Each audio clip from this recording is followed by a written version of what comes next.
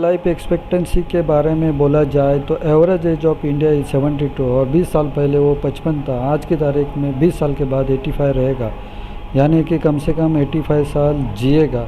इसके 4 रीज़न हैं: advance medicine, better medical treatment, self awareness और मेडिकल पॉलिसी।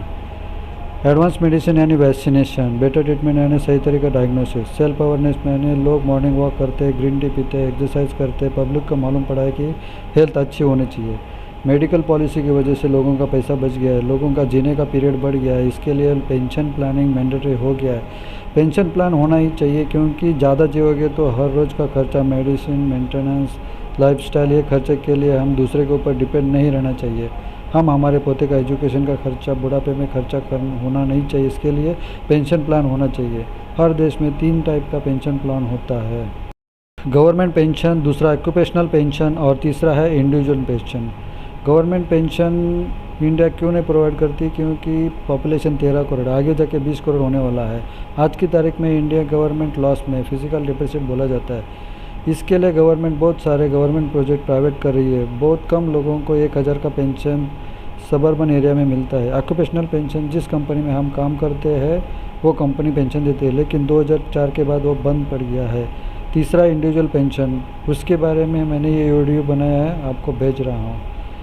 2 टाइप का पेंशन प्लान खड़ा कर सकते हैं। 60 उम्र तक हम अलग अलग फील्ड में पैसा जमा करते हैं, PPF, LIC, SIP, bank, bond, stock market, real estate, और वो पैसा रिटायरमेंट के टाइम बैंक में कन्वर्ट करते हैं और उसके ऊपर ब्याज लेते हैं। और दूसरा है जब इससे इनकम चालू होता है तभी से हम पेंशन प्लान में इन्वेस्ट करते हैं।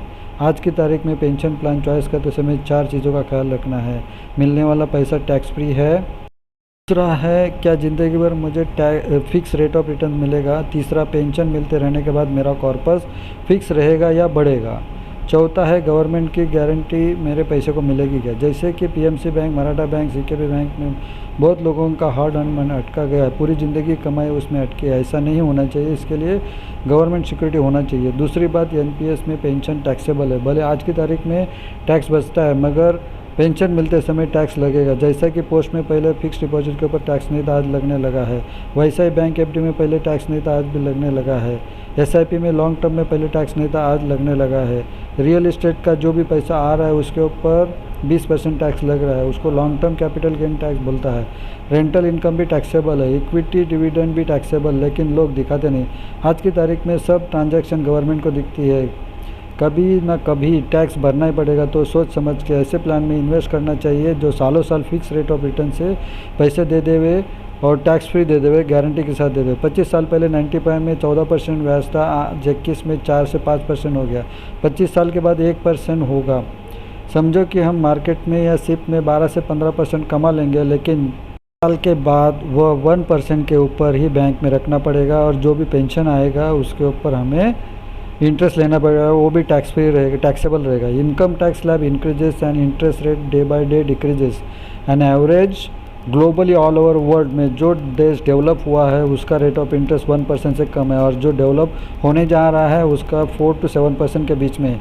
इंडिया भी डेवलप होगा, 25 साल के बाद आपका रिटायरमेंट रेट होगा और आप बच्चों का चालू होगा तो उस टाइम 1% रेट ऑफ इंटरेस्ट होगा। उसके ऊपर आपका क्या विचार है? जापान ने इंडिया को 1 lakh crore 0.1% rate of interest से पैसा दिया है और रिटर्न जब ट्रेन चालू होगा तब, यानी कि फॉरेन कंट्री हमें 0.1% से फंड अवेलेबल करती है तो हमारी Indian government post bank PPF 4 to 5% से कैसा देगी? 10,000 ईएमआई इन्वेस्ट इन एसआईपी और इक्विटी गेट 1 करोड़ 7% IRR, ये gate 1.5 crore 8% IRR, both are taxable, so 2% reduce, that means 6 to 7%. It is better than LIC. No, LIC is better, 6 to 7% tax free return guaranteed. So think about it. 25 साल बाद 1 crore of 1% 1 lakh yearly pension मिलेगा। अगर वही उमंग में 10,000 का EMI 30 साल भरते हो तो 3 लाख पेंशन मिलेगा प्लस 2 करोड़ कॉर्पस इंक्रीजिंग बढ़ते जाएगा। दोस्तों, कंपैरिजनली आप कंपेयर कर दीजिए और हम मुझे भी बताइए। लोग मार्केट में 12 से 15% मिलता है ऐसा बोलते हैं, लेकिन कोई दिखता नहीं।